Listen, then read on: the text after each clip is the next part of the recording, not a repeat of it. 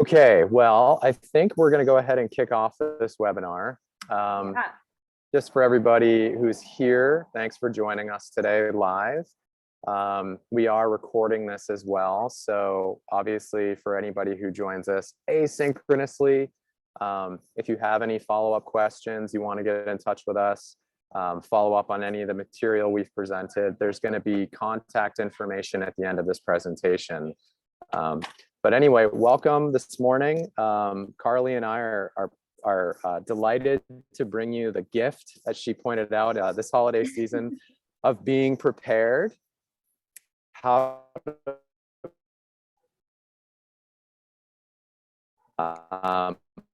First, I'd like to internet may be a little unstable, but I should see that when I lose connection. So I'll try to slow down and let that catch up. I apologize for that in advance. And I'll but I have been step in when displaced needed. from my regular office. Fill in the gaps. So as Brad was saying, this is the gift of being prepared, how to plan ahead for the college admissions process. So at this time of year, this is crunch time for most of our seniors. And so we are trying to give all of you the gift of being prepared so that crunch time is less brutal and less stressful for not only your student, but for your entire family, and so that you can have really high quality applications. We just came back. So are we on the second slide now? All right, so I'm Brad Harris. I'm a college counselor here at ESM, and this is Carley Nuzzo. She's also a college counselor at ESM. So we're gonna be your guides for today, talking about how preparing early can really be a great benefit to you as you plot your way through high school.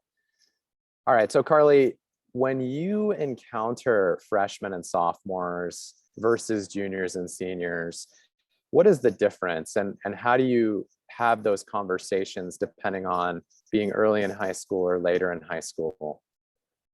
Yeah, so I think that I touched on it just a little bit during our quick internet break. Oftentimes freshmen and sophomores feel like there's so much time, especially students that are the first in their family to be applying.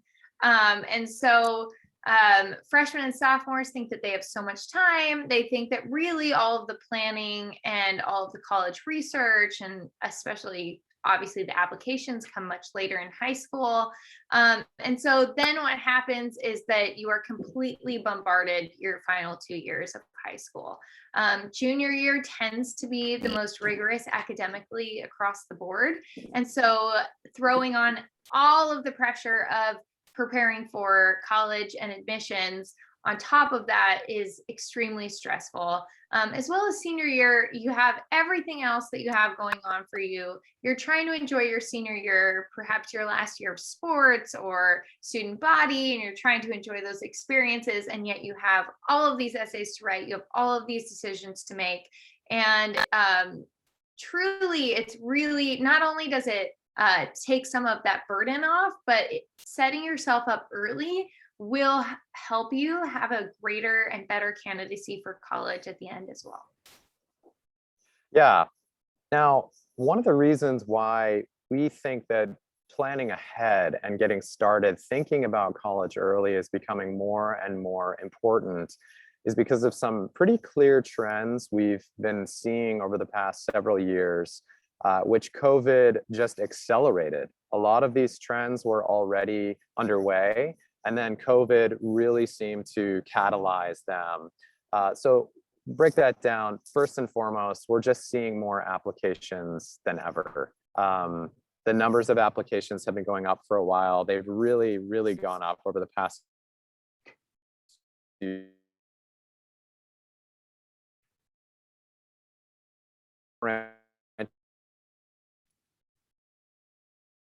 Yeah, as part of that, there's a greater. Go ahead, Carley. No, I was just going to step in if your internet wasn't working. So you Okay. keep going. Well, hey, as long as this, we'll take it. Yeah.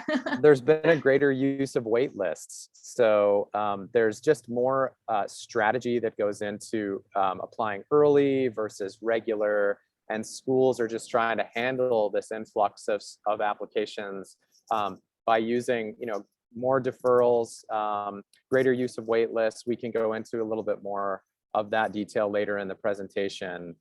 So learning kind of how to strategize, how you apply is going to be a part of this that we'll discuss. Carley, what about testing? So testing, so this trend has definitely been accelerated because of COVID, but we're definitely not going to see it go away either. So really, it's just been exacerbated. There's test optional versus test blind. These two, basically test optional, schools allow you to either submit or not, depending, and it's completely your choice. Test blind means that they will not take your test scores into consideration. For the most part, we are seeing a lot of most schools are test optional this year. Some schools are already going back to requiring testing. This year, that was Georgetown. So we always recommend that you are prepared, especially if you, one, are not quite sure where you want to go, or if you just want to have a lot of different options for making that best possible application. And so what we do is we put a lot of emphasis into strategizing. If you have test scores, we're able to look at data and see, which schools that will help your application with. And so really, it is very variable right now, and it is continually changing. Yeah. One other thing that we want to mention here is the higher admissions rate for early applications. That's early decision, early action. For a lot of, people early in high school, these differences are very confusing.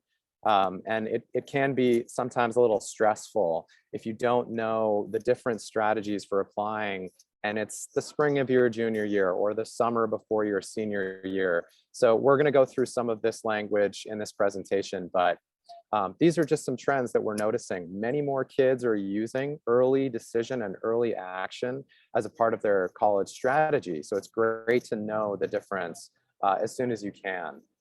Some other trends we talked about, just to give you the numbers, this is just some data. Schools like UCLA this year will probably get close to 150,000 applications, and they just haven't expanded their admissions staff to keep up with that, so far as we can tell. And so you can imagine it's just harder and harder for them to really get a good look at your application closely. So we want to make sure you're doing everything you can to make your application stand out if you do get that look. We've got a few other schools here, and this data comes from last cycle, so it's pretty updated, and these numbers are just going to keep growing. If you had looked at these numbers 5-10 years ago, they would be significantly smaller. So one of the things you can do to stay ahead of this wave is prepare early. Okay, so Carley, generally at ESM, we think about this breakdown of, the year you are in high school and the types of college activity you should pay attention to. What do you see when you look at freshmen and sophomores? Yeah, so freshman and sophomore year, we're really building that foundation. And so we'll get into each of these things a little bit deeper in the coming slides, but through the building that foundation, we are looking at courses and grades. So clearly, when you turn in your application, your freshman grades will be on there, right? On your transcripts. As well as, it's not just grades, right? So it's rigor, and we'll talk about that on maybe the next slide, in the coming slides. And so all of these things really matter. You're also setting yourself up for what you'll be taking the following years. Your extracurricular activities, again, it's really about building that foundation. So one, finding your interest; two, building on that, finding leadership roles, and then demonstrated interest, which is something that sometimes students forget about. Really, most of the time you think about schools reaching out to you. Demonstrated interest is you reaching out to schools early, and that can start early, and really putting yourself on their radar, showing them that not only are you interested, but you're a student that they would want on their campus. So let's go into each of these categories. The first, obviously, as Carley said, is courses and grades. I mean, that That's just fundamental to how schools, how colleges are going to evaluate you. Um, what we recommend is, in order to try to figure out a nice balance between getting good grades and having good rigor in the courses you're taking, is to meet with your school guidance counselor as early as you can. So if you're a freshman, if you're a sophomore, try to schedule a meeting with your school guidance counselor. Talk about what you're interested in, the courses you feel confident in, and just try to plan out a little bit with your guidance counselor's help what your track could be in your different subjects. This is really important. As Carly mentioned, colleges are not just looking at who has all A's. They're also trying to determine what students have really challenged themselves and pushed themselves to find that balance between getting good grades, but also taking, courses that really do challenge them and push them. Right. And those first couple classes that you take, or those first couple years, you're really setting yourself up for what you'll be able to take your junior and senior year as well. So what you take your freshman year, that track that Brad mentioned that you're putting yourself on, that is ultimately going to be the foundation for your entire resume that you're sending in. So what you really want to do is you want to look forward those 4 years, think about what you would want your application to look like, what classes you want to be taking later on in high school, so that you're fully prepared and you have all the prerequisites to do so. Yeah. One thing I just want to mention, since we do have a few other people joining us now, we mentioned at the top, we are going to save some time at the end for questions. If you'd like to shoot a chat, you're welcome to, and if we catch that, we'll try to answer in real time. But just in case we miss it, we'll try to circle back to questions at the end if there are any. Okay. All right, Carly, one thing I try to say, especially for freshmen and sophomores early in high school, is make a habit of reading for fun every day. It's really hard to cram a habit of reading. If you're taking your standardized tests as a junior, for example, and you're really struggling on the reading sections, it's a little difficult to really catch up, right? It takes a long time to develop those skills of reading comprehension. Reading is to school like running is to sports. It is fundamental to your academic and your intellectual performance, and you have to do it every day to keep your mind in shape. So go ahead, Carly. No, I was just going to say, and that's something really easy to start early on freshman year. And it'll also really help you if you're applying to schools like Columbia that have those reading lists that you have to fill out. Now, what are you reading? You won't be stuck with saying like the Scarlet Letter. Yeah, Lord of the Flies. Yeah. Anyway, so find a good book and get in the habit. That's just one little note that we want to emphasize. But back to the real kind of nuts and bolts of the schematic we showed you earlier, extracurriculars. We have seen a big shift in the idea about extracurriculars. And Carly, you put this really well in a recent conversation. What is that shift that we've seen in recent years compared to maybe when you and I were doing this, 15 years ago, 20 years ago in my case? Yeah, so back in our day, and in a lot of parents too, when a lot of parents were applying, there's this idea of this well-rounded student, right? So, and in a lot of cases, it was true. That's what college admissions were looking for as well, is that this well-rounded student dabbled in everything, had one finger and one toe in every kind of activity. And that has really changed. What schools are now looking for is depth, not breadth, which also is much better for students. And so what we're looking for and what we encourage is to really find what interests your student and what your student is passionate about, and really dig into those few things. As a freshman and a sophomore, your student might be like, I have no idea what I'm passionate about or interested in. And that's why starting early is great, because as a freshman and a sophomore, you can do the dabbling, right? You can start and try out different things. And then hopefully find that thing that does spark something in you and build from there and really lean into those things in a community engagement, in leadership, in jobs. And so that's really establishing that depth and showing schools that not only are you this person that's interested in this thing, but you have shown this dedication to this particular activity or to this particular subject, and you have continued to see it through. And so all of that is super important. And we really love getting to know our students so that we can help them find creative and really beneficial ways to do so. Yeah. And if my internet is sticking with me here, I just wanted to add, sometimes I have parents ask me, hey, Brad, what is a good extracurricular activity? My daughter works at a local coffee shop, or, my son is just washing dishes at a restaurant. Is that okay? Or should we try to do something different or, more ambitious? I actually think jobs are fantastic life experience. It's the same for jobs as it is for playing music or being a part of the Boy Scouts or what have you. If you're sticking with that, if that satisfies your child, or if you're the student and you're watching, if that's satisfying, if you have an opportunity to become a leader, like a manager of other employees, or you're in charge of a particular division of a company you work for over time, that's fantastic. Colleges really like to see that. So it kind of doesn't matter what you're doing, whether it's a job or you're playing piano for an orchestra, everything in between. What matters is consistency, growth, opportunities for leadership, and initiative, just like Carley said. Okay. All right, standardized tests. Everybody loves to think about them.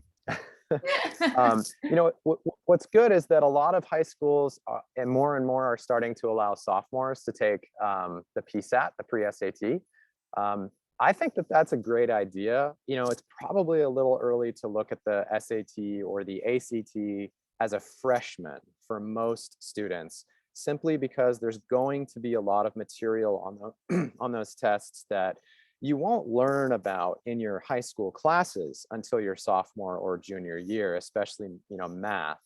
But looking at that test, the SAT or the ACT, as a sophomore, I think can be quite helpful, because even if you encounter material you haven't seen yet, encountering it and then seeing that material being taught later on in your classes, it really does help a lot of students kind of link up these dots of what they're supposed to be learning in their classes with what they're going to be encountering on some of these standardized tests. So I would definitely encourage you to take the opportunity, if you have it, to take a PSAT or any kind of practice ACT if your school's offering that as a sophomore, so that you can at least demystify the test and start seeing how it lines up with what you're encountering in your classes. Definitely. And back when we were talking about coursework as well, it's super important to also be thinking about the coursework that you're taking, so that you are prepared to take the SAT and the ACT when that time arrives. So usually we recommend that our students take Algebra 2 before their junior year, so that they are prepared to for that math section of the standardized tests.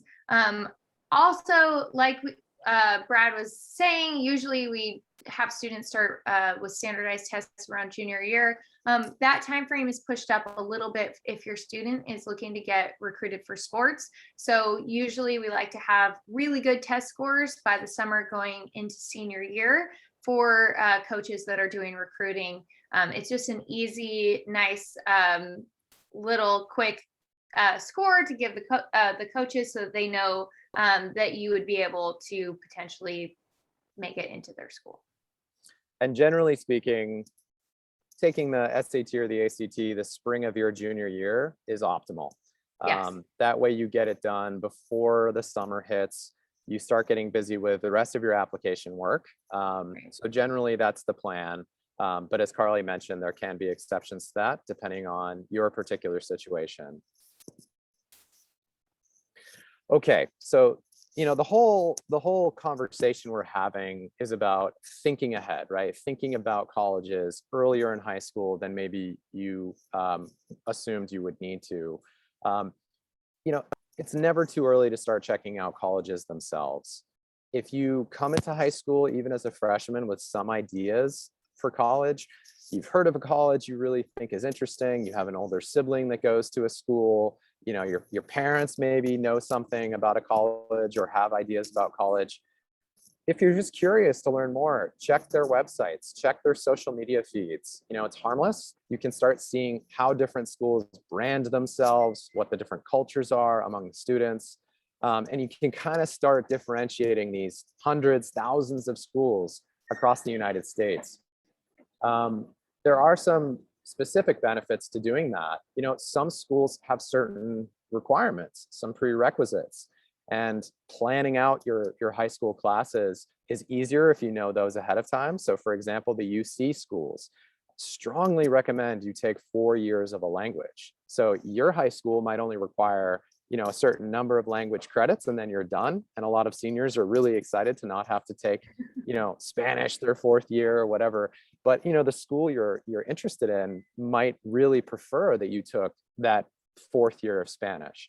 Same for students that are interested in STEM majors, science, technology, engineering, or math related fields. Some colleges require certain prerequisites, especially in math. So it's great to know that ahead of time. Right. And then for a lot of schools too, if you're interested in the arts, they require portfolios. So it's super important. It's, again, you don't want to be creating that portfolio senior year when you're doing all of your other application work. So it could be super beneficial to start working on that in your earlier years of high school.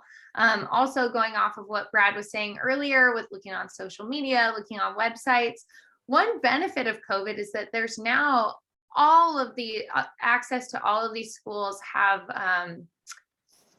virtual tours as well. So you can go on, you can take a virtual tour. Sometimes there's virtual webinars where you could ask questions of students that go there. All of those things are things that you can do prior to your junior and senior year to give you a really good idea of all that's out there. So I was telling Brad the other day, when I was in high school, I thought it was either, I grew up in Southern California, so I was like, it's UCLA, USC, a Cal State, or like maybe Stanford and the Ivies. I had no idea what was out there.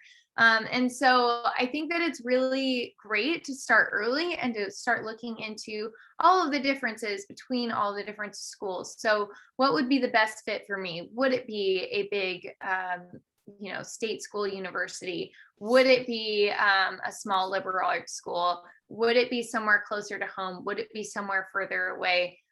What kind of culture and bigger education and just bigger college experience am I looking for, rather than just where's my major and like what are the handful of schools that my cousins have gone to. So I had a little bit of internet disruption there, but I think I'm back. So I just want to say, we've talked about the courses and grades. We've talked about the extracurriculars.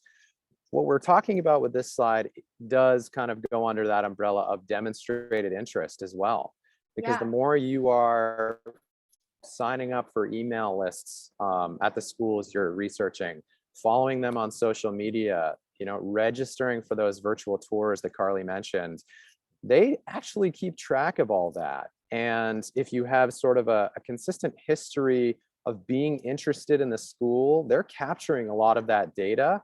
You can imagine at the end of their admissions process, they maybe have, 100 applications that are sort of equal, and they're trying to decide which of these students is most likely to accept our offer. Well, if you've demonstrated interest in that school for, a year, 2, 3, they're going to be more likely to maybe give those precious few spots to you. So that's what we mean by demonstrated interest. And it's kind of a long, slow process of research and interest in the school. Now, we talked a little bit about this too, the basics of application strategy. So the message here is being strategic about how you apply to colleges could be just as important as determining where you apply. And Carley, what does that mean? So this is something that's relatively new to also. So when we were talking about the differences between when we and many parents apply to college, this is something that's different now too. So understanding the differences between early decision, early action, and regular decision can be extremely helpful. So we touched on this a little bit. Early decision and early action, they both mean that you're applying in October, which means that you want to have really strong applications earlier on in the process. We never want to,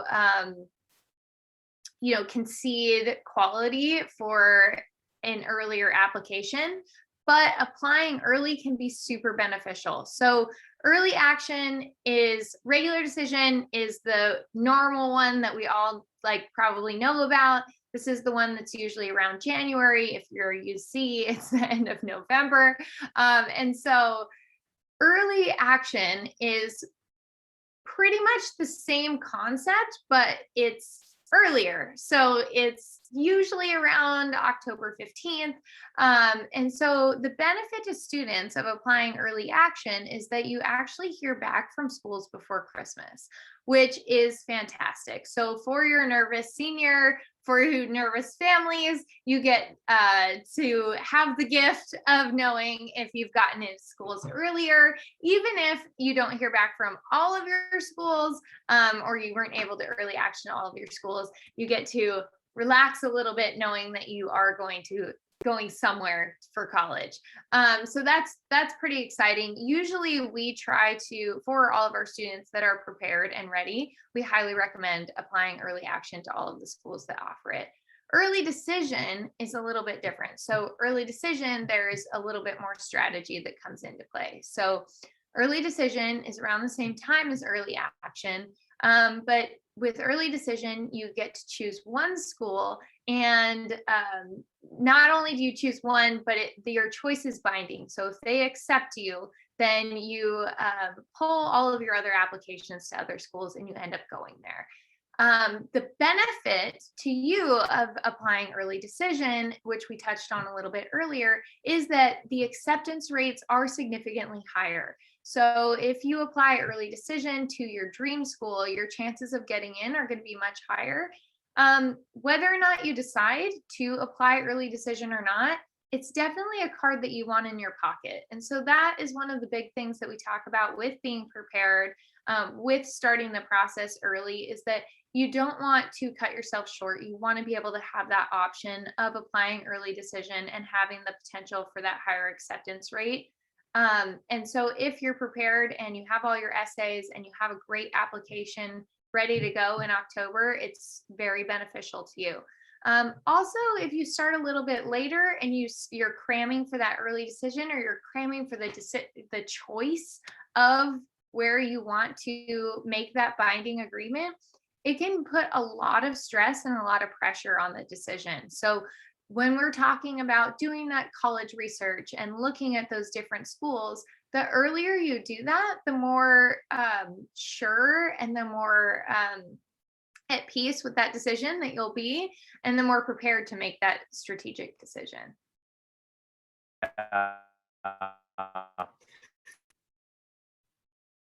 Conversations with out early decision. I know that my internet is a little shifty here, but I think I'm coming through. Not being able to see the school during COVID, travel restrictions has been very difficult. If we're trying to encourage families to think about early decision, and they're saying, we haven't even been to the school, we haven't walked around that campus, how can my child make that kind of commitment? Totally understand that. And so planning those, summer vacation itineraries, maybe around a school trip, or visiting, a few different campuses, some of that just takes time. Can't do it this year, maybe I'll do it next year. So just having that in your mind as you go through the earlier years of high school can really, really help. Much to Yeah, and then you Carley's can point. see more too. You go visit grandma and you can see a couple schools. You go on a different trip, you just sneak a couple college visits in. So you don't have to you won't have to make, 6 trips closer to senior year. all at the last minute. Yeah. Okay. So what we've been talking about here, I don't want to miss the whole, the fact that early high school is not just a time to plan for college, right? It is a time to grow and make friends and learn new skills. And it's about much more than the things we've been talking about here, but it is also about the things we've been talking about. So in addition to having fun, enjoying this journey, trying to laugh every day and read every day, we just are trying to communicate the message that the dots of your life, the different accomplishments and things you're involved in, those dots are starting to connect now in high school into a story that you're going to tell colleges. So be mindful as you enjoy this journey and manage the stress of applications by getting started early. That's I would say, the biggest benefit. It's not just a strategic advantage, it's a real emotional advantage from what I've seen. Yeah, definitely. So if you have additional questions, we've certainly got a few minutes now. Carly and I are going to hang out. But please don't hesitate to check out our website, esmprep.com. There's all kinds of resources there. All of our mentor and counselor biographies are there. We have resources for academic advising, test prep advising, essay coaching, in addition to college application and college consulting.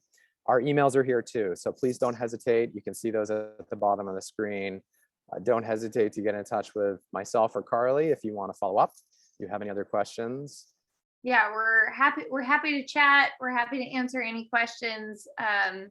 Just let us know and we'd love to talk. Are there any questions right now?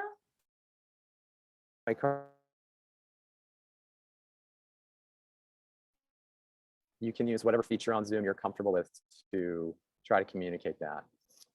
But if not, thank you so much for joining us. And as we said at the top, this will be recorded. And I think you'll be able to get a link to that shortly. Yeah, you'll get a link and you can shoot it out to your friends, reach out to us. Thank you so much for joining us or watching it, not with us. And we look forward to answering any of your questions.